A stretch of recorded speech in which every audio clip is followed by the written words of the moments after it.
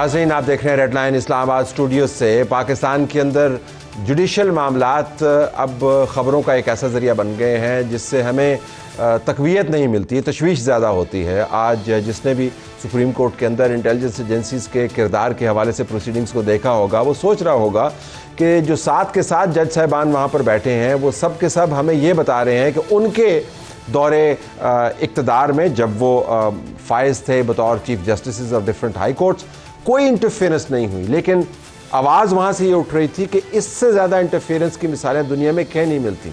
तो हम आज इस मामले का अहाता करना चाहते हैं कि प्रोसीडिंग से हमने क्या आज सीखा। इंटेलिजेंस एजेंसीज़ के ऊपर इल्ज़ामात बड़े शदीद किस्म के लग रहे हैं। बताया जा रहा है कि आइन को सबवर्ट किया जा रहा है। इंटेलिजेंस एजेंसीज़ के सरबराहान किस तरीके से काम करते हैं, उनके ओथ क्या हैं, उनका मैंडेट क्या है, ये तमाम मामलात हैं। लेकिन जज साहबान हमें इनफरादी तौर पर बताते हैं कि उनके होते हुए तो इंटरफेरेंस नहीं हुई, लेकिन इज्तमाही तौर पर बता रहे हैं कि बहुत इंटरफेरेंस है। इस पर भी बात करेंगे। और प्रोग्राम के दूसरे हिस्से में नाज़रीन हमारे पास साहिबजादा हामिद रज़ा साहब होंगे, सरबराह सुन्नी इत्तेहाद काउंसिल, जो हमें बता रहे हैं, मैंने अभी थोड़ी देर पहले उनको रिकॉर्ड किया, कि वो सड़क पर आकर इमरान खान को कैसे रिहा करवाना चाहते हैं। तो प्रोग्राम के पहले हिस्से में खुशामदीद कहते हैं शहजाद शौकत साहब को, जो सदर हैं सुप्रीम कोर्ट बार एसोसिएशन, आपका शुक्रिया।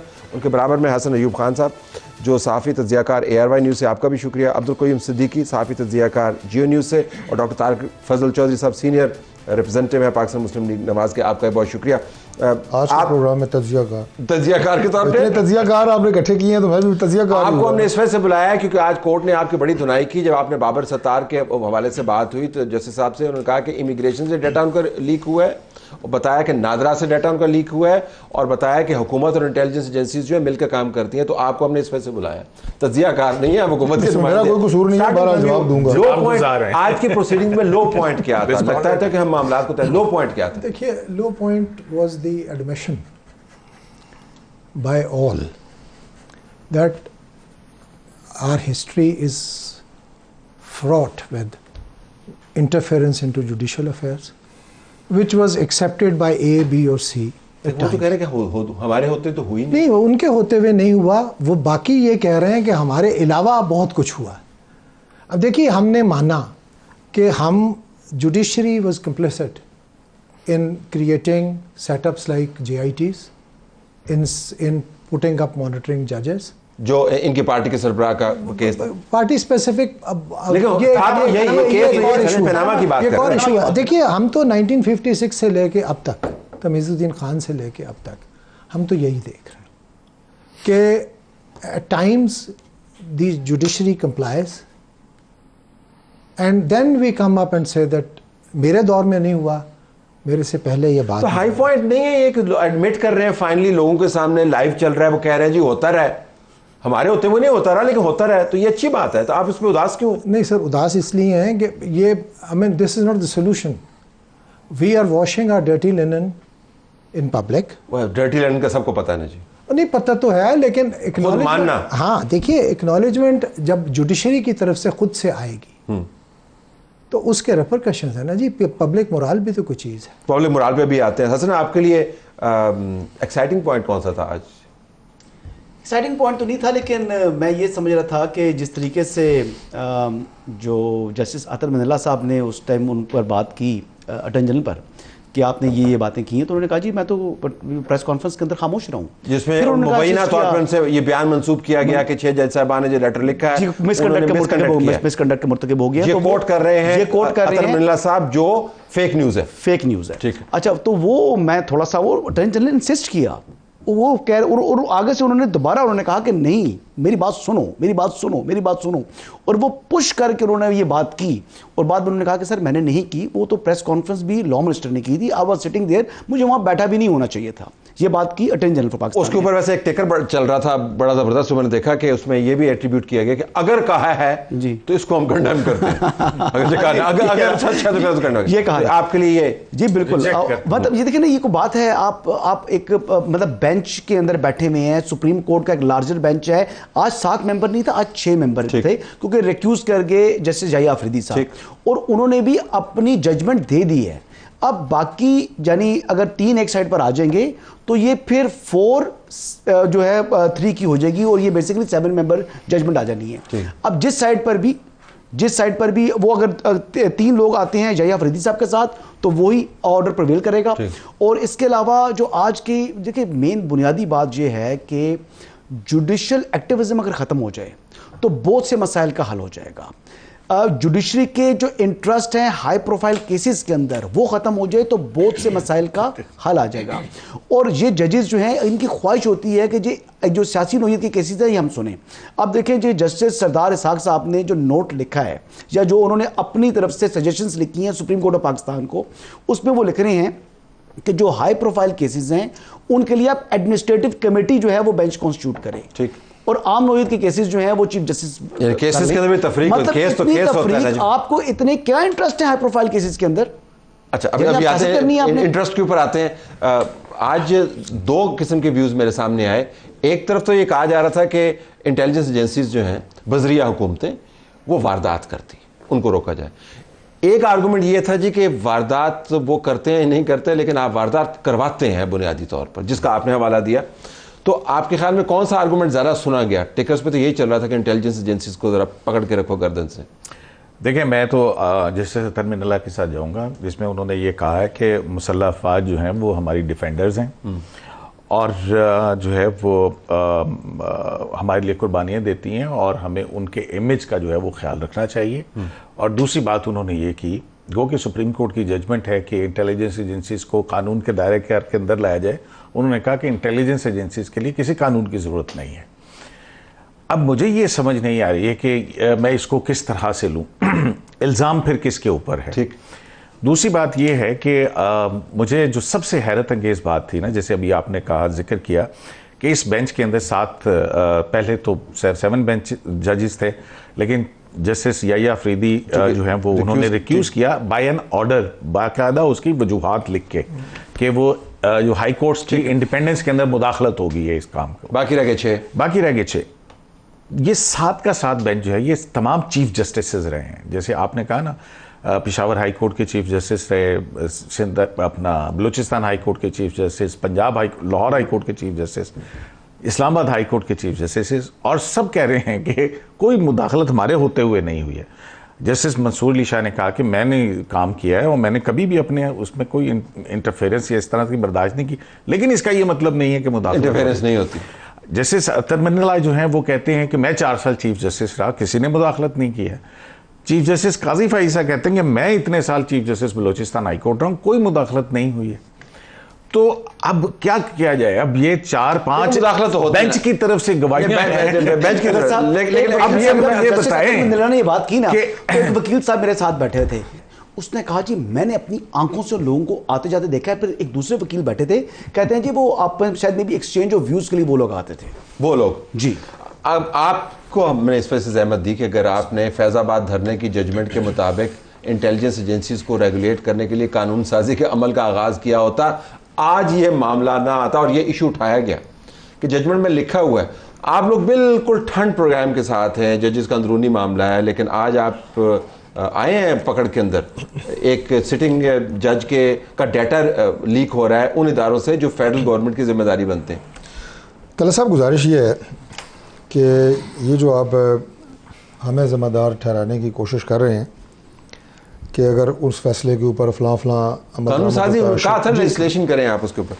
बात ये है कि जो ये ख़त लिखा गया, मैं बड़ी इसमें सादी सी बात करूँगा, 6 जजेस की तरफ से। क्या इन्होंने प्राइम मिनिस्टर को लिखा? अगर लिखा होता तो मैं उसका जवाब दे रहा होता आज प्राइम मिनिस्टर की नुमाइंदगी करते हुए। साफ़ियों को लिखा होता तो आप कर रहे होते, ठीक है जी। और ये ख़त लिखा गया है सुप्रीम कोर्ट को, सुप्रीम जुडिशल काउंसिल को, वहाँ पे भी सुप्रीम कोर्ट के जजेस हैं भाई, उनको आपस में तय करने दें। तो पब्लिक मामला हो गया है, जब आपके सामने इतने बड़े-बड़े मामला आ रहे हैं सर। ये देखें ना, बात आप ये प्ली नहीं ले सकते जी कि हमें तो उन्होंने खत लिया, आप खत से आगे की बात चली गई। मैं ये बात कह रहा हूँ कि इस वक्त प्रायोरिटीज़ क्या है, उस पर कोई बात नहीं हो रही। क्या प्रायोरिटीज? इस वक्त प्रायोरिटीज़ गवर्नमेंट की ये है कि जनाब उधर पंजाब में जो किसान है वो सरापा एहतजाज है, हम उनका मसला हल कर रहे हैं। तो आपकी हुकूमत सिर्फ एक वक्त में एक इशू मुझे 1 मिनट दे देना। लेकिन आपने अपने भाइयों को पूरा टाइम दिया है, आप हमारे भाई हैं, कमाल बात है। आप हमें हर जुमले पे काट रहे हैं, जरा सुन लो ना सर, तुसी सिफारिश कर दो। करने दे बात। 70,000 शुक्रिया नहीं करने दे सर, डॉक्टर साहब 70,000 तारिक साहब अब वो जुमला तारिक साहब कभी कोई गाल जेड़ी सिफारिश तो बगाड़ कर दिया करो। चलो चलो तुसी केड़ा सुनी है चल 70,000 बच्चा इस वक्त सिर्फ इस्लामाबाद का आउट ऑफ स्कूल है, जो स्कूल गोइंग एज पे है। 2.5 करोड़ बच्चा पाकिस्तान का आउट ऑफ स्कूल है। मेरा कहने का मतलब ये है, खुदा का वास्ता है को गवर्नमेंट को भी मुंह से लाके कोई काम करने दें। ये खत लिखा गया है, जिनको लिखा गया है वो इसका जवाब देंगे। नहीं अब तो हाई कोर्ट ने जो लिख के कहा है, सर मैं कह रहा हूँ कहने के वो चार्जशीट है आपके खिलाफ और फेडरल गवर्नमेंट ने जवाब मांगा है। नंबर 1 नहीं है। एक मिनट, आपके लिए इशू नंबर 1 नहीं है। इशू नंबर 1 गवर्नमेंट के लिए बिल्कुल अदलिया की आजादी नहीं। इससे देखिए बात वो खुद कह रहे हैं, जैसे कि अभी हसन साहब ने कहा, जब आपकी असेंबली बहाल हुई, सुप्रीम कोर्ट कह रही है कि हम सारे चीफ जस्टिस साहिबान रहे हैं और किसी ने भी हमारे काम में मुदाखलत नहीं की, तो गवर्नमेंट क्या आगे की है। मैं आपको डिसएसोसिएट नहीं कर रहा इस इशू से। इशू नंबर 1 मैं सिर्फ ये बता रहा हूं कि हम लोगों ने इसको, जितने लोग इसके अंदर इस वक्त घुस रहे हैं, मुख्तलिफ सेगमेंट्स ऑफ सोसाइटी कह लें, जो भी कह लें, उससे मामला मजीद कॉम्प्लिकेट हो रहा है। अच्छा एक और बात, सिर्फ एक जुमला, अभी 2 चीज़ें जो है ना इसमें, ये मेरी ज़ाती राय है, शायद गलत हो, आप इसे डिसएग्री कर सकते हैं। सुप्रीम कोर्ट की कार्रवाई उसमें तो मैं बात नहीं करूँगा, बहरहाल राय मेरी वही है। और ये कौमी असम्बली की कार्रवाई, जब से ये लाइव नशर होना शुरू हुई है ना, उससे मामला और बिगड़ गए हैं। क्यों बिगड़ गए सुने ना, मैं खोल के बात करने आया हूँ ताला साहब से। पता लगे जब लाइव नहीं था तो बड़े कारनामे करते थे। Moment of truth for us. मैं जब असेंबली में, शहजाद साहब आपका माशाल्लाह बहुत तजर्बाकार है, असेंबली में जब मैं बात कर रहा हूँ ना अपने कुलीस को सुनाने के लिए, वो बात डिफरेंट होगी। जब मुझे ये पता होगा ना कि मैं बात इस वक्त असेंबली से नहीं, मैं कौम से खिताब कर रहा हूँ। कौम से खिताब हमेशा मुख्तलिफ होता है, तो असेंबली की हर तकरीर को कौम का खिताब बनाना। और मेरे भाई से पूछें, जब आपको भी पता है कि मैं इस वक्त चीफ जस्टिस साहब से मुखातिब नहीं हूँ, कौम से मुखातिब हूँ। पूरी कौम मुझे देख रही है, कौम नहीं पूरी बरकमी दुनिया। डायनामिक्स के ऊपर ये चीजें इन मामलात को उन्होंने कॉम्प्लिकेट उलझाते हैं। लेकिन इमरान खान साहब कहते थे कि कब्र में सुकून है, आप कहते हैं कि कब्र का अंधेरा कर दो। एक मिनट शहजाद साहब, तो हुकूमत क्या वाकईतन इसके अंदर उसका कोई रोल नहीं होना चाहिए इंतजामी तौर पर, या कानून साजी अगर उन्होंने करनी है, कानून साजी के जरिए मामला तय नहीं हो सकते? आपस के मामला तो फिर बहुत मसला खड़ा कर रहे हैं ना, भांत भांत की बोली बोली। तारिक फजल साहब की the way he has avoided the question, that is I must sort of recognise that. ठीक, सवाल ये था कि जनाब ये डेटा लीक हुआ है, एक फाजिल जज हैं हमारे हाई कोर्ट के, this information was living with, stored with the federal government, ये डेटा कैसे लीक हुआ? उसका जवाब एक तो ये हो सकता था कि जनाब तहकीक कर रहे हैं, हम तहकीक कर रहे हैं, हम इसको देख रहे हैं, नहीं होना चाहिए था। लेकिन अब ये भी हिस्टोरिकली मैं I am taking advantage of this, ये दस्तावेज़ हमने आते साथ ही आपको पता है सुप्रीम कोर्ट बाहर ने एक प्रेस कॉन्फ्रेंस की जिसमें हमने कहा कि जज, कोई भी जज हो, उसका कोई भी मतमा नज़र हो, उसकी ट्रोलिंग बंद करें। और हमारे दोस्त कयूम सिद्दीकी साहब ये थोड़ा सा नाराज़ हो गए, इन्होंने कह दिया आप हमें सहाफ़त नहीं करने दे रहे। देखिए बात ये है कि ये ट्रोलिंग ऑफ एनीवन, ठीक, सिर्फ जजेस नहीं, every honourable citizen of this country. तो आपकी तवक्को क्या थी, हुकूमत क्या कहे इसके ऊपर? मेरा ख्याल था ये कहेंगे कि हम देख रहे हैं, ठीक है, डेटा लीक हुआ है, डेटा लीक हो जाना आज के हैकिंग के दौर में कौन सा मुश्किल काम है। हमारे ये जो बच्चे हैं आईटी के, they are experts, they can probably break into the data bank. लेकिन मैं अब डाटा लीक के ऊपर, डाटा लीक एक इशू है, लेकिन जो डाटा की ऑथेंटिसिटी है वो दूसरा इशू है, बतौर साहब उस पर रिफ्लेक्ट करें। Your take. मान गए ना, प्रेस रिलीज आ गई है हाई कोर्ट की, उन्होंने कह दिया कि उनकी फैमिलीज़ के तमाम चीज़ें आपने सर्कुलेट कर दी हैं, वो तो कन्फेशन आ गया ना। उसके बाद क्या ये जो डेटा है ये लीक किया गया है गवर्नमेंट की तरफ से या इंटेलिजेंस एजेंसी ने किया, ये तो साबित करना पड़ेगा ना। फिर उन्होंने, आपने प्रेस रिलीज जारी कर दी, क्या आपने तहकीकात की थी? अगर कोई आम आदमी बगैर तहकीकात के किसी के ऊपर इल्ज़ाम लगा दे तो आप उसको जो है वो कंटेम्प्ट में बुला सकते हैं, और आप जो है एक इदारे के ऊपर इल्ज़ामात लगा दें। अब आपने साबित करना ना, बेहतर ये होगा कि आप इंटेलिजेंस एजेंसी से रिप्लाई मांगा है, वो कहें अपने जवाब में, तहरीर जवाब में कि जनाब ठीक है, आप अपने इल्ज़ामात तहरीर तौर पर लगाएं हमारे ऊपर, और आप साबित करें कि ये इल्ज़ामात हमारे ऊपर हैं कि हमने ये किया है। अगर हमने नहीं किया तो कॉन्सिक्वेंस पर जज को भुगतना चाहिए। क्यों सर? यस, तो बिल्कुल यही बात है। नहीं, कि लेकिन बात ये आज है जो कि यहाँ तजावीज़ पर आई हैं, होली काउस बन जाते सर, हैं आज judges। जो और ये तजावीज़ बात आई है हैं कि उसके हम अंदर लोग- एक तजवीज़ ये भी थी कि अगर इस तरह का कोई मामला हो तो ये चीफ जस्टिस की डिस्क्रिशन हो कि वो जो है वो आया किसी एक से सेटल मिलना है प्रपोजल या था, नहीं। सारी तरफ से नहीं आया। अच्छा, दूसरा एक और भी था, बड़ा मजे का था, वो ये था कि जज साहब अगर कोई बात करेंगे तो उनके बयान हल्फी पर उन पर क्रॉस एग्जामिन नहीं हो सकता, तो मुझ पे हो सकता है, जज साहब पर नहीं हो सकता। अच्छा, ये बताओ कानून तो सबके लिए बराबर है ना। जरा बताइए ऑलरेडी 209 में दे आर प्रोटेक्टेड। स्पेसिफिकली जरा मुझे बताएं।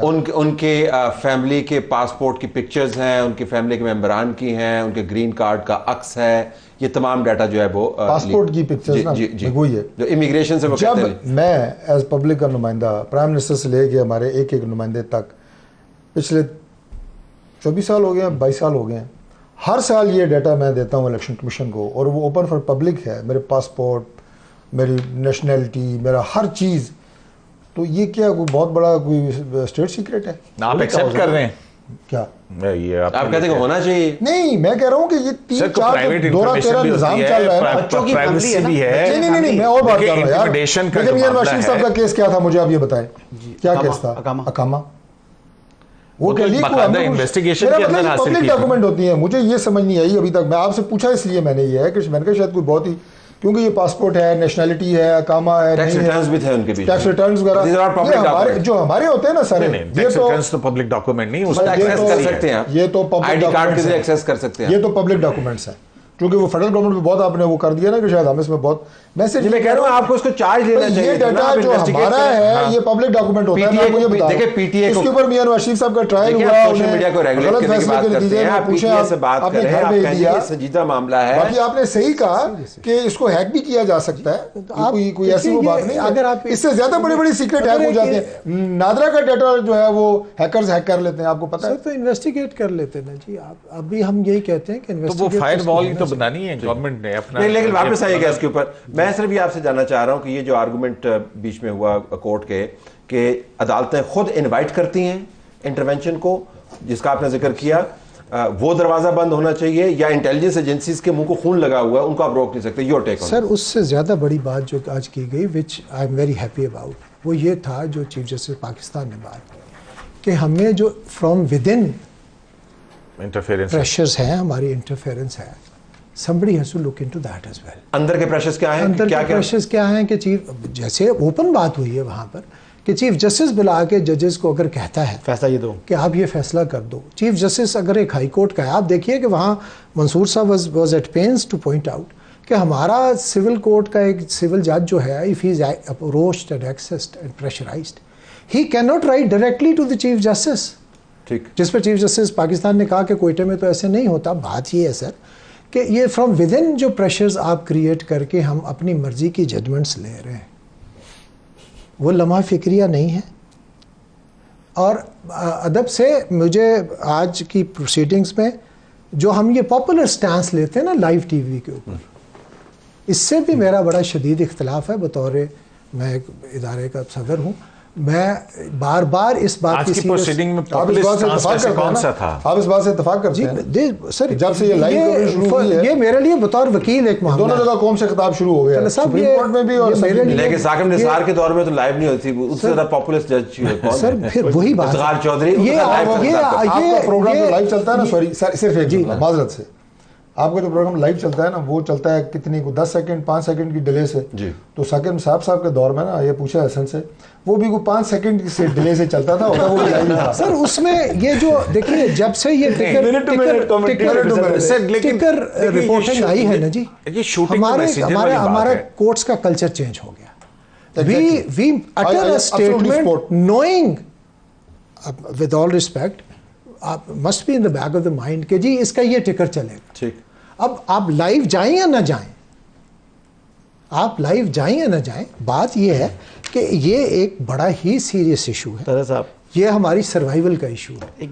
इसको ना तो हमें पॉपुलर सियासत की नज़र करना चाहिए और ना ही ज़ाती इसके एजेंडे। ऊपर हमें पॉलिटिक्स करनी ठीक। चाहिए। Your take. एक बड़ी टिकर्स मजेदार में बात से है। आप चार लोग कल- बैठे हैं, एक जुमला, 4 पार्टिसिपेंट बैठे हैं, इन 3 के टिकर चल रहे हो टकाटक टकाटक, तो मुझे तो घर से मैसेज आएगा ना, अभी तुम्हारे टिकट क्यों नहीं चल रहे? बिल्कुल सही ये जजेस को नहीं कहा था वैसे। लिहाजा हमारे टिकट नहीं चला रहे, तारिक साहब के टिकट चला रहे। Go ahead. सर कल हुआ क्या? फिलहाल साहब समझ गए मैं क्या बात कर रहा जो हूं। मुअज़्ज़िज़ जस्टिस बाबर सत्तार साहब हैं, उन्होंने यानी आप देखें ना कि दरखास्तें तो मुस्तरद की और 3 इदारों को उन्होंने जुर्माना कर दिया 5-5 लाख का।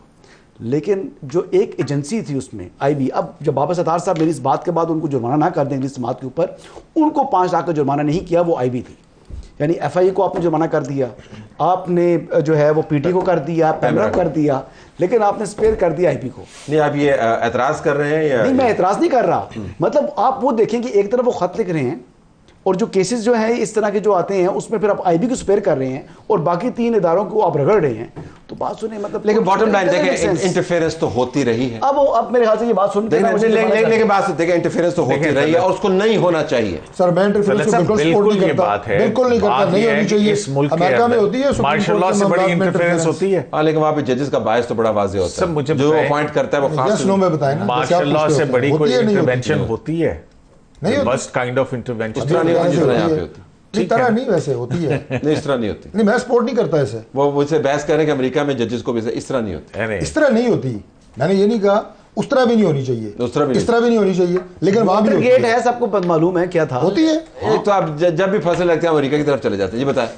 अभी वो बल्ले के निशान वाला केस चल रहा था, उसके अंदर जब हामिद खान साहब के आर्गूमेंट्स मुकम्मल हो गए तो उन्होंने कहा कि आप देख लें इसके बड़े फिर रिपरकशंस होंगे। क्या ये लीगल आर्गूमेंट था या it was a threat? I don't know. ये बड़े कानूनदान हैं, शहजाद शौकत साहब बैठे हुए, ठीक है। दूसरी, इस मुल्क के अंदर मार्शल लॉ कितनी दफ़ा लगे हैं, उससे बड़ी कोई इंटरवेंशन है? इन्हीं मार्शल लॉ को जायज़ किसने करार दिया है? हमारी सुप्रीम कोर्ट ने की है जी। अब बाजवा के एक्सटेंशन के केस में कौन था? जनरल बाजवा का कि जब एक्सटेंशन का केस आया तो वो 3 मेंबर बेंच था। चीफ जस्टिस आसिफ सईद खोसा थे, जस्टिस मजहर आलम मियां खेल थे और जस्टिस मंसूर अली शाह थे। उस जजमेंट को जिसमें जस्टिस ऑथर किया है जस्टिस मंसूर अली शाह साहब ने, उसमें जो लुबे लुबाब है उसका, उसमें बाजवा साहब को 6 महीने की एक्सटेंशन दी गई, मतलब, और ये कहा गया कि इन 6 महीने के अंदर पार्लियामेंट कानून साजी करे। तो अगर ये फैसला ना आता तो शायद उनके लिए मुमकिन ना होता, शायद मुमकिन ना होता। ये अगर एक्सटेंशन नहीं बनती, हमारी इस्लामाबाद हाई कोर्ट भी खुली एक दिन रात को जब ये नो कॉन्फिडेंस वाली बात हो रही थी, एप्रीहेंडेड नोटिफिकेशन कोई आ रहा था कि किसी की रिमूवल का, वो जब वो भी तो हमने रिपोर्ट सुनी थी। मुझे हम ये जानना चाह रहे हैं, लेकिन मैं ये जानना चाह रहा हूँ कि आज जो हमने जज साहबान की तरफ से एक हाई मॉडल ग्राउंड लेते हुए देखा, तो उसकी बुनियाद तो तारीखी तौर पर भी साबित नहीं होती, बाज़ ज़ाती वाक़यात के जरिए भी साबित नहीं होती, फेल में तजाद सामने आता है, हमें नजर आता है। तो इसका फिर हाल फिर जुडिशरी के अंदर से क्या निकलेगा? देखें, मैक्सिमम देखें, बहुत सारे कानूनी जो है इसके अंदर रुकावटें हैं। क्या हाई कोर्ट्स को डायरेक्शन पास की जा सकती है? अगर एक दफ़ा कर दी तो फिर उसका क्या प्रेसिडेंट बनेगा? ठीक है। इसी तरह से हाई कोर्ट्स जो हैं, जिनकी मातहत अदालतें आती हैं रूल्स के अंदर, वो उनको बना सकते हैं खुद। अभी फेडरल जुडिशल अकेडमी के अंदर अतर मिनल्ला साहब कह रहे थे कि मुझे एक हमने ये तरमीम की थी कि अगर किसी को इंटरफेरेंस हो वो शिकायत करेगा, और फिर उसके बाद जो है अगर शिकायत नहीं करेगा तो वो जो है लॉर्ड जुडिशरी का वो मिसकंडक्ट का नतीजा आपको क्या निकलता वो नजर आता? तमाम इस कोशिश का, तमाम इस काविश का, इस तमाम हड़बोंग का, इस तमाम मसले का क्या नतीजा क्या निकलता, किस तरफ जा रही? मेरा ख्याल है कि ये एक ऐसी बहस है जो शायद जब जजमेंट लिखनी बैठेंगे हमारे फाजिल जज साहबान, तो एक बहुत बड़ी मुश्किल रुकावट उनके सामने आएगी। जजमेंट तो फैजाबाद धरना की भी थी, जजमेंट तो जनरल परवेज मुशर्रफ के खिलाफ ट्रायल करने की भी थी। एक मूव करते और एक कानून साज, एक मुसवदा तैयार करवा के तारड़ साहब जो है माशाल्लाह काफ़ी उनके पास वसाइल मौजूद हैं, बुरुएकार लाकर आप एक इंटेलिजेंस एजेंसीज के हवाले से एक मरबूत किस्म का कानून क्यों नहीं फ्लोट कर देते? क्या मेरा नहीं ख्याल कि उस हवाले से, वैसे तो सर बहुत सीनियर हैं, बताएंगे। मेरा नहीं ख्याल कि वैसे किसी मज़ीद कानून की ज़रूरत है कि इंटेलिजेंस के इदारों को पाबंद किया जाए या ना किया जाए। ये ऑलरेडी चीज़ें रिटर्न है, ब्लैक एंड वाइट में लिखी हुई हैं कि किस इदारे की क्या जुरिस्डिक्शन है, और आइन में बिल्कुल वाज़ेह तरीके से दर्ज है। प्रैक्टिस एंड प्रोसीजर भी तो आपने भी पास किया है। बिल्कुल है, किया ना, बिल्कुल किया है। तो क्यों नहीं आप, मतलब है कि फैजाबाद धरना केस देख लें आप, वो किन किन मुमालिक के एजेंसीज किस तरह से किस लेकिन आपको फ्रेमवर्क मतलब ये कि फिलहाल कानून के जरिए होती मैं हैं। अर्ज कर रहा हूँ कि जी मजीद तो क्यों नहीं बनाती गुंजाइश अगर पार्लियामेंट? मौजूद है, मजीद कर लेंगे। लेकिन जो शहजाद साहब ने बात की है उसका सादा अल्फाज में तर्जमा ये है कि खतरा बाहर से नहीं है, खतरा अंदर से है।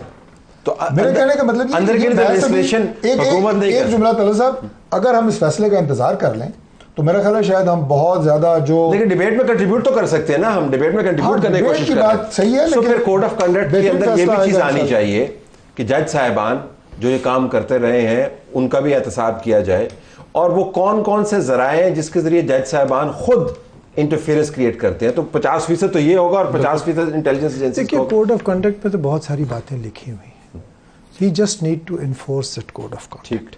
एक हमारा जो इनिशियल, हमने कभी हाई कोर्ट सुप्रीम कोर्ट के जजेस को पब्लिक में नहीं देखा था, दे वर कंसिडर्ड सिविली डेड।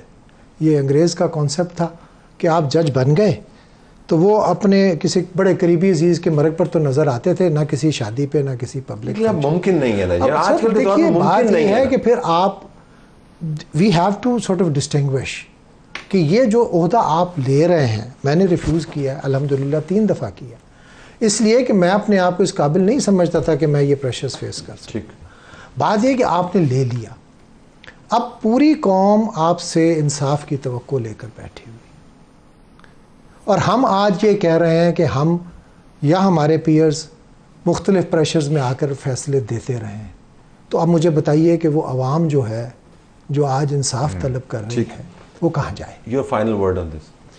बात शहजाद साहब वाली है कि जिनके पास लोगों ने फरियाद लेके जानी थी वो अपनी फरियाद लेकर पहुंच गए सुप्रीम जुडिशल काउंसिल। हालांकि सुप्रीम जुडिशल काउंसिल भी कॉन्स्टिट्यूशनल बॉडी है, उसने अपनी पावर्स इनहेरिट की कॉन्स्टिट्यूशन से। सुप्रीम कोर्ट भी अपनी पावर्स इनहेरिट करता है कॉन्स्टिट्यूशन से, और हाई कोर्ट भी अपनी पावर्स जो है इनहेरिट करता है कॉन्स्टिट्यूशन से। तो उनको ज़रूरत नहीं थी, वो अपना इख्तियार को अगर इस्तेमाल करते तो ये नौबत ही नहीं थी। उन्होंने अपने इख्तियार का इस्तेमाल नहीं किया और अब वो खुद अपनी कमज़ोरी जाहिर कर रहे हैं। मेरे ख्याल से उनको जायज़ नहीं रहना चाहिए। I have to leave it there, और अगला हिस्सा प्रोग्राम का साहबजादा हामिद रज़ा के साथ होगा। आइए नाज़रीन, अब बात करते हैं साहबजादा हामिद रज़ा साहब से, जो सरबराह हैं सुन्नी इत्तेहाद काउंसिल, जिसने पाकिस्तान तहरीक इंसाफ के तमाम मेंबरान को अपने अंदर समोया हुआ है। आपका बहुत शुक्रिया जी, आपने हमें ज्वाइन किया। पहले तो PTI ने शेर अफजल मरवत साहब को सरबराह मुकर्रर कर दिया है पब्लिक अकाउंट्स कमेटी का। आपका नाम था उसमें, नहीं था, ये कन्फ्यूजन क्या है? अच्छा तलत भाई, कंटेंट कर रहे थे आप? नहीं कर रहे? नहीं, आई वाज नॉट इवन कंटेंटिंग जी। मैंने कोई लॉबिंग, कोई बात किसी जगह पर अपना नाम प्लेस नहीं किया था। और उसके अंदर मैं एक और बात ऐड ऑन कर दूं जी, हमारे 93 पार्लियामेंटेरियंस हैं नेशनल असेंबली के अंदर जी, मेंबर जो हैं, उनको ये बाउंड किया गया था कि एक member national assembly at a time 3 committees का मेंबर हो सकता है। तो आप अपनी रिकमेंडेशन भिजवाएं। I am the only member national assembly जिसने किसी कमेटी का मेंबर बनने के लिए भी अपना नाम नहीं दिया। क्यों नहीं दिया आपने? सर मैं तलत भाई उसके निज़ाम का आप हिस्सा हैं, कमेटी का मेंबर होना एक बड़ा एजाज़ की बात है, वहाँ पे आप आवाज़ उठा सकते हैं, क्यों नहीं किया? तलत भाई आवाज़ जितनी कौमी असेंबली में उठा सकते हैं ना, उससे कम ही आप कमेटी में उठा सकते हैं, क्योंकि कमेटीज़ के अंदर हिस्टोरिकली हुकूमती मेंबरान की तादाद हमेशा ज़्यादा होती है। स्क्रूटनी तो आप कर सकते हैं, committees can be very effective, लेकिन आपने कोई मेरा ख्याल है कि अगर मेरा उसमें जाती या स्पेस बनाई है आपने अपने बड़े इत्तेहादी के लिए? नहीं, मैंने स्पेस तो ज़ाहिर है बनानी थी, लेकिन उससे बड़ी बात यह है कि जब ये बिल्कुल इब्तदाई दिनों के अंदर ये डिसाइड हुआ था तो खान साहब ने मुझे तीनों चीज़ें ऑफ़र की थी। उन्होंने कहा leader of the opposition, parliamentary board और पब्लिक अकाउंट्स। ठीक है। I said nothing. क्यों? सर मुझे ज़रूरत नहीं है तलत भाई। उसकी वजह ये, उसकी ज़रूरत सर मुझे इसलिए नहीं है, मैं ये समझता हूँ कि पब्लिक अकाउंट्स के अंदर मुझे 2-3 माह से ज़्यादा नहीं चलने दिया जाएगा। आपको पता है बड़े वहाँ पर क्रिटिकल किस्म के वो चेक एंड बैलेंसेज हैं, फिर उसके अंदर बहुत सारे तो जो आप बजट के अंदर से घबराने वाले हैं? आपने इतना बड़ा जो है वो लड़ाई मोल ली हुई है, आपने PTI को संभाला दिया हुआ है, ऊपर से आप एहतजाज की कॉल दे रहे हैं, कह रहे हैं इमरान खान बाहर नहीं आया तो सड़क को गर्म करें। मैं तलत भाई असल में आपको पता है PTI के इंटरनल पॉलिटिक्स भी यहाँ पर वो बाज़-औक़ात बड़ी जल्दी बगैर किसी चीज़ को तहकीक किए, जिस तरह बगैर तहकीक किए मेरा नाम दे दिया, और मैंने उसके ऊपर डिमांड की है चेयरमैन साहब से भी और सेक्रेटरी जनरल साहब से भी कि मेरा नाम किसने दिया। ठीक, पहले तो मुझे ये बताया ना, क्योंकि मैं और शेर अफजल तो कल इकट्ठे बैठे हुए थे, तो मेरी तरफ से तो उन्हें मुबारकबाद है। वो उसकी जो भी रिपोर्ट आएगी इंशाल्लाह वो मैं आपके साथ शेयर करूँगा। लेकिन मैं ये समझता हूँ कि अगर मेरे रवैये की या मेरे मिजाज की वजह से वो कमेटी हमारे हाथ से निकलती या 2 माह के बाद मुझे उसमें से उतारा जाता, तो फिर शायद ये बात आती कि अहमद रज़ा की वजह से हम पब्लिक अकाउंट से हाथ धो बैठे। शेर अफजल साहब जो है वो मजाजन कमेटी को हाथ से नहीं निकलने देंगे आपका ख्याल। लेकिन मैं अब उस पर नहीं आता हूँ। आप एहतजाज के बड़े हामी हैं, किस चीज़ का एहतजाज आप कर रहे हैं वैसे? तो भाई जिस वक्त हम इस मरतबा इस इलेक्शन में, मैं तो कुछ तकरीबन 14 माह रूपोश रहा जी। मेरे से तो कोई मोहब्बत भी खुसूसी थी, मोहब्बत करने वालों की, मोहब्बत वालों की। आपके ऊपर इल्ज़ाम भी तो बड़े संजीदा थे। अच्छा, इल्ज़ामात में मैं वाहिद बंदा हूँ जिसने आज तक और अभी तक अपनी बात पर कायम हूँ कि मैं अपना मिलिट्री कोर्ट केस ट्रायल करवाने के लिए तैयार हूँ। अगर आपने मुझे 9 मई के अंदर इन्वॉल्व किया है, अगर मैं वहाँ पर गिल्टी हूँ तो मुझे भाईजान। तो आप वहाँ पर गए ही नहीं, जाए वकुआ पर आप थे ही नहीं सर। अब मैं जाए वकुआ से 1 किलोमीटर पीछे था sir. I was not even there. और मैं 1 किलोमीटर, सर मैं 1 किलोमीटर पीछे सिट इन करके लोगों को वापस लेके जाता रहा हूँ। और मेरा तो शुक्रिया अदा किया जाता रहा है कि मेरी वजह से एक बहुत बड़ी गैदरिंग वहाँ पर नहीं पहुँची। तलत भाई मेरा वालिद शहीद है, उसने तालिबान के ख़िलाफ़ सबसे पहले आवाज़ उठाई थी। मेरी जमात के 180 लोग शहीद हैं। मेरा इख्तिलाफ़ राय हो सकता है और है प्रेजेंट इस्टेब्लिशमेंट के साथ, मैं बड़ा बरमला इस बात का इज़हार करता हूँ। लेकिन मैं सर कभी मैंने मुतशद्दद सियासत नहीं की। मैं जब भी कुछ धरने भी आते रहे, आपको पता, मैं फैसिलिटेशन का रोल प्ले करता रहा। मैं कौमी अमलाक के ऊपर, सरकारी इमारतों के ऊपर, इवन निजी प्रॉपर्टी के ऊपर या जो निजी गाड़ियाँ मोटरसाइकिल जलाए जाते हैं, मैं इस टाइप ऑफ एहतजाज को कभी सपोर्ट नहीं करता। तो फिर किसने किया था? सर जिन्होंने किया था वो, उनके ऊपर जुडिशियल इंक्वायरी होनी चाहिए, उनको सजा मिलनी इमरान चाहिए। खान कहता है ये फॉल्स फ्लैग ऑपरेशन, यानी फौज ने खुद किया था। सर अगर ये नहीं था फॉल्स फ्लैग तो फिर 9 मई की जुडिशियल इंक्वायरी कमीशन बनाए ना, ताकि दूध का दूध पानी का पानी आपने पता लगे। वैसे आप इंक्वायरी सर मैं मानूंगा अगर मैं अपनी ज़ात को मिलिट्री कोर्ट के लिए पेश कर रहा हूँ और अगर मेरे खिलाफ कोई चीज़ है तो मैं इस बात पर फर्म बिलीव करता हूँ मुझे सजा मिलनी चाहिए। तो वापस से एहतजाज पे, एहतजाज किस चीज़ का कर रहे हैं? हम जब 8 फरवरी से पहले मैंने तकरीबन 12 दिन कैंपेन की जी टोटल अपने हल्के में, अपनी कॉन्स्टिट्यूंसी में। लोगों की एक ही डिमांड थी और वो ये थी कि आप इमरान खान साहब को बाहर लेकर आएंगे। और हम इसी मिशन के साथ यहाँ पर आए थे कि हम यहाँ पर आके आवाज़ बुलंद करेंगे। हुकूमती सतह के ऊपर जो इकदामात हैं, 200+ केस, अब तो हम लोगों के केसों की भी हमें तादाद भूल गई है कि कोई टंडोबागो भुगतना पड़ता है, कोई सिब्बी जाना पड़ता है। आप पर कितने केसेस हैं? मेरे पे को 30+ हैं जी। अब मुझे नहीं पता कहाँ पे जी। टंडोबागो इतने केस हैं का पता ही नहीं है कहाँ। अब समझ ही नहीं लगती जी। ज़मानतें कन्फर्म करवाना, सारे मामलात करो। और मज़े की बात यह है कि उसमें से अक्सरियत केसेस 9 मई से पहले के हैं। ठीक, 9 मई के पहले के केसेस भी मेरी को तकरीर एक जो मुक़्तदर जो हमारे हैं उनको पसंद नहीं आई थी, क्योंकि मेरा आज भी वही नैरेटिव है कि पाकिस्तान का के लिए सिक्योरिटी थ्रेट सबसे पहले पाकिस्तान का प्रेसिडेंट है, पाकिस्तान का प्राइम मिनिस्टर है, पाकिस्तान के सिक्योरिटी इदारों के सरबराहान हैं। वंस दे रिटायर, उन्हें इस मुल्क के अंदर रहना चाहिए, जो पूरी दुनिया का एक तरीक़ाकार है। अगर CIA का चीफ रिटायरमेंट के बाद without the permission of CIA वो किसी और मुल्क में तातीलात मनाने के लिए भी नहीं जा सकता, और अगर उसने जाना भी होता है तो इन्फॉर्म करने के बाद उसके लिए वहाँ पर अरेंजमेंट्स की जाती हैं। तो पाकिस्तान की हसास होनी चाहिए अपने इदारों की। लेकिन साइफर हाथ में है तो घुमाएं आप उसको जलसे में। सर नहीं, साइफर तो हुकूमत मुकर, ये हुकूमत का मौक़िफ़ ही नहीं आज तक के लिए। कभी कहते थे साइफर है, कभी कहते थे साइफर नहीं है। अब एक साइड के ऊपर तो डोनाल्ड लू की स्टेटमेंट्स ये लेके चल रहे हैं, वो कहते हैं मैं तो कुछ साइफर नाम की कोई चीज़ ही नहीं है। अब हमें मुझे इस तरह तो ना करें। साइफर आया था, उसका एक कॉपी इमरान खान के पास गई थी, जो कॉपी गुम हुई, ये इस्टेब्लिश और तस्लीम शुदा हक़ाइक़। लेकिन इस्लामाबाद हाई कोर्ट के अंदर प्रोसिक्यूशन साइफर के ऊपर कोई चीज़ पेश नहीं कर सकी, कोई दलाल पेश नहीं कर एक तरफ से हम कहते हैं कि नेशनल सिक्योरिटी डॉक्यूमेंट है, दूसरी तरफ कोर्ट के सामने। बट एनीवेज, तो आप एहतजाज क्यों कर रहे हैं? क्या इमरान खान को बाहर लाने के लिए? इमरान खान को बाहर लाने के लिए खान साहब से जो मेरी 12 रोज़ पहले मुलाकात हुई, उसमें उन्होंने कैटेगराइज करके 3 चीज़ें कही थी। उन्होंने कहा था नंबर 1, मेरे जो कारकुनान जेल के अंदर पड़े हैं उन्हें वापस लाया जाए, उनको जो बेगुनाह अंदर हैं उनको बाहर लाया जाए। नंबर 2, फॉर्म 47 और 45 का मामला सेटल किया जाए। और नंबर 3, साना 9 मई की जुडिशल इंक्वायरी की जाए। हमारा ये 3 उसके मुतालबे हैं। उसने कहा फॉरगेट अबाउट मी, मैं जेल में लड़ता रहूँगा, मेरा इशूज़ नहीं है, मेरी रिहाई मुतालबा ना रखना, ये खान ने कहा था। लेकिन हम सब का कलेक्टिव डिसीजन है कि हमारा पहला मुतालबा खान की रिहाई है। किस तरह जेल में, किस मामले पर वो सज़ा भुगत रहे हैं ना, मुकदमे के ज़रिए? नहीं, मुकदमे अब इद्दत वाला केस बनता है तलत साहब? नहीं, इद्दत वाले में तो नहीं है ना अंदर। नहीं, वो जिन जिन केसेस के अंदर हैं वो केसेस तो ना आपने डिसाइड करना, मैंने डिसाइड करना, तो करें सर। एक आदमी जब आप कहते हैं कि भाई इमरान खान को मैंने एहतजाज के जरिए वापस लेके आया, तो मुराद क्या है? जेल तोड़ेंगे आप उनको? नहीं, जेल तोड़ने की वाली कतन बात नहीं है। देखिए, हम पूरा मैं हमेशा मैंने इस बात को बड़ा कैटेगराइज करके क्लियर किया कि मैं रियासत से लड़ ही नहीं सकता। मेरी कैपेसिटी नहीं है, मेरी ख्वाहिश भी नहीं है। मैं कौमी सलामती के इदारों से लड़ नहीं सकता, मेरी ख्वाहिश नहीं है, मेरी कैपेसिटी भी नहीं है। तो किस तरह रहा है being a bloody civilian, I know my role के मैं कहां तक जा सकता हूं और मुझे क्या कुछ करना है। बहुत बड़ी जमात को पार्लियामेंट के अंदर संभाला, still at the end of the day I am a bloody civilian.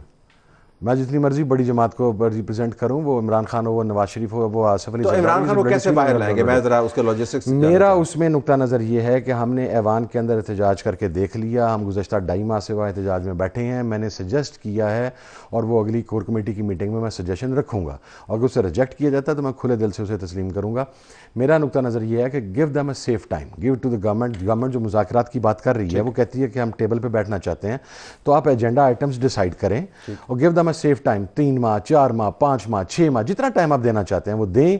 लेकिन अगर उस टाइम के बाद भी हम उसी जगह पर खड़े हों जहां हम 8 फरवरी से पहले खड़े हुए थे, जिस तरह के हम आज खड़े हुए हैं, तो फिर मेरा नहीं ख्याल कि हम ऐसी गवर्नमेंट जिसे हम इलेजिटिमेट गवर्नमेंट कहते हैं, इसको हमें चलाने के लिए अपना रोल प्ले करना चाहिए और उसमें हिस्सेदार होना चाहिए। असेंबलियों से आपको इस्तीफे देने होंगे? मेरा नुक्ता नज़र ये है, और उसको रिजेक्ट करने का इस्तेहकाक पार्लिमानी पार्टी के पास है। इससे पहले भी इस किस्म के मशवरे ने पीटीआई की लुटिया डबोई थी कि असेंबलियों से निकल जाएं जी, उसके बाद फिर खुद ही स्पीकर के पास जाके मिनते तरले करते जी साढ़े मानते रहो, फिर डिसॉल्व कर दी, फिर उसके बाद सोचते रहे कि हमने क्यों डिसॉल्व की। सर, मैं इस इशू के ऊपर उस वक्त बड़ा क्लियर था कि जब हम नेशनल से रिज़ाइन कर गए थे, मैं ऑन रिकॉर्ड हूँ और उन सिर्फ 2-3 लोगों में से हूँ जिन्होंने खान के फेस पे बैठ के कहा था हमें पंजाब और केपी नहीं तोड़नी चाहिए। उसकी वजह यह कि मारूजी उस वक्त के सियासी हालात डिफरेंट थे, ग्राउंड रियलिटीज़ डिफरेंट थी।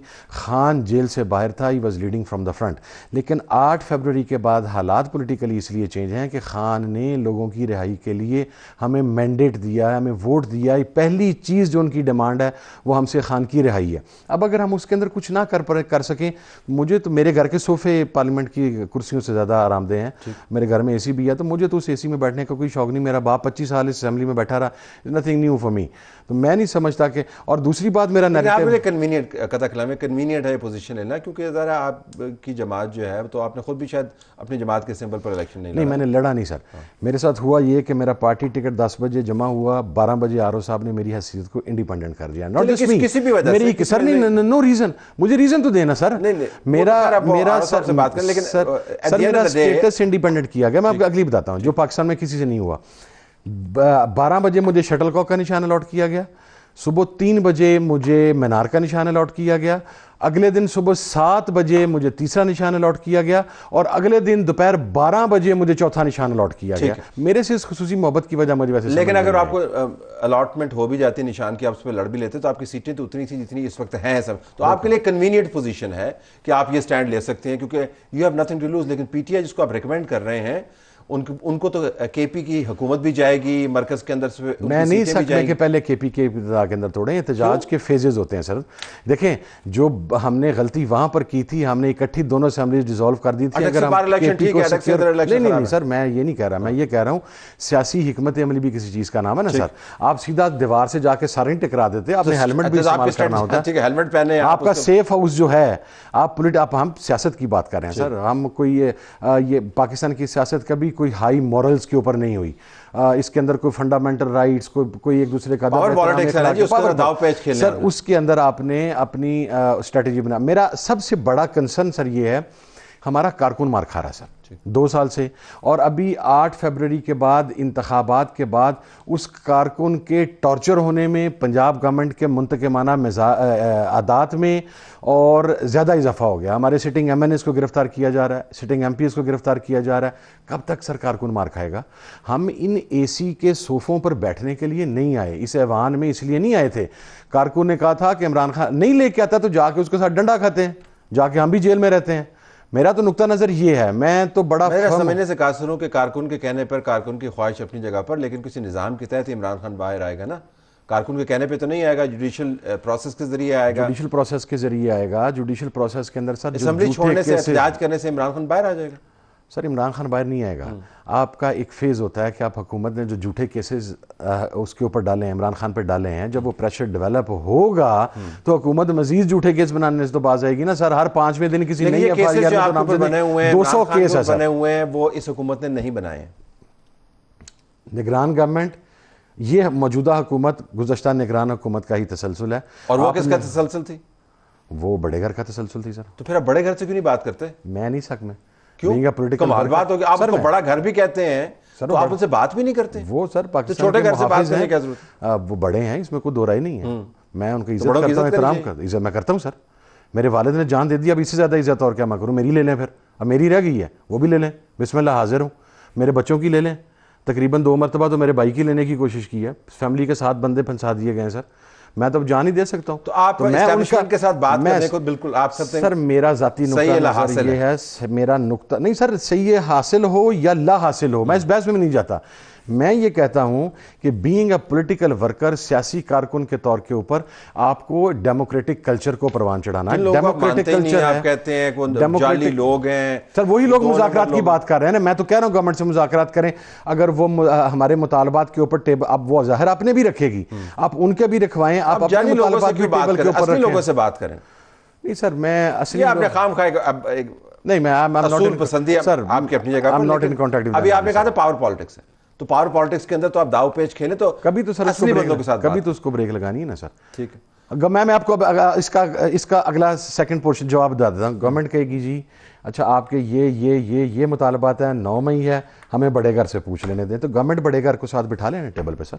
उस पर आपको एतराज नहीं? Sir that's a democratic way, government का राइट है, गवर्नमेंट का प्रिविलेज है, गवर्नमेंट बिठा सकती है, तो गवर्नमेंट बिठा के हमारे साथ नेगोशिएट कर लेना सर। लेकिन आपने बराह रास्त बड़े घर को अगर कोई करेगा तो मुकदमा आपका बड़े घर के खिलाफ है सारा। इमरान खान के ट्वीट जनरल आसिम के बारे में होते हैं, हर वक्त जो है वो ISI के चीफ की बात करते हैं, एस्टेब्लिशमेंट की बात करते हैं, वाइस राय की बात करते हैं। आप जिनसे सर इख्तिलाफ राय होता है, ये इख्तिलाफ राय नहीं है, मुकदमा है सर। मुकदमा तो इमरान मुसलसल तजलील भी है सर, नहीं सर, तो नवाज शरीफ ने कौन सी इज्जत की थी बाजवा साहब की? वो भी तजलील ही कर रहा था। तो आप वही कर रहे हैं। ये पॉलिटिकल पार्टीज ऐसी करती हैं। नहीं सर, मैं देखिए, मैं एक फ़र्क मैं आपको बताता हूँ। फ़र्क ये है कि हम और इमरान खान ये बात कहते हैं कि ये शख्सियात हैं जिनके साथ हमारा इख्तिलाफ राय है और दे आर रिस्पॉन्सिबल। ठीक है सर, हम ये नहीं कहते कि वो इस मसले को हमारे साथ टेबल पे बैठकर हल करें।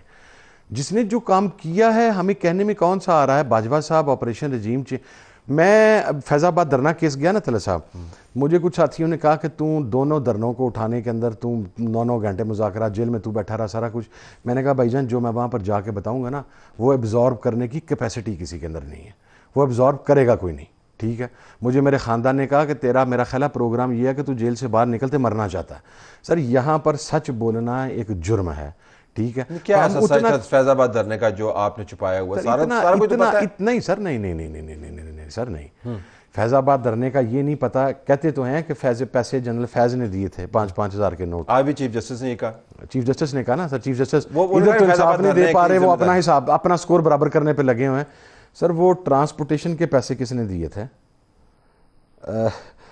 कितने पैसे थे, ठीक है, किस जगह पर दिए गए, कौन कौन लेने वाले थे, फिर ब्रीफ केसेस पिछले धरने में किसने दिए, किस तरह दिए, जब धरना लाहौर से चला तो क्या तय हुआ, इस्लामाबाद कहाँ पर पहुँचाना जाएगा, क्या तय हुआ। I was part of that sir. मैं उसकी एक एक चीज़ को जानता हूँ, लेकिन किसके आगे जहाँ पे किस दीवार से साथ टकराऊँ, ये तो मुझे तो इन्हीं अदालत में डिस्क्वालीफाई कर देंगे सर। धरना सेटअप करवाया था सर? मैंने सेटअप नहीं करवाया था। तो फिर आपको किस तरह पता? इसलिए कि मैं उठाने वालों में से था सर, मैं उनको समझाने वालों में से था कि खुदा का खौफ करें, रियासत के साथ ऐसे नहीं टकराया जाता। तो जब वो समझाने वालों में से था तो फिर रियासत ऐसी ऐसी चीज़ें सामने ला कर रख रही थी कि जो मेरे लिए भी होशरुबा थी। और होशरुबात बाकी चीज़ें छोड़ दें, आज़ादी मार्च जो आया था एक, मौलाना फजलुर रहमान साहब का धरना, कभी उसकी भी सर वक्त आएगा इंशाल्लाह।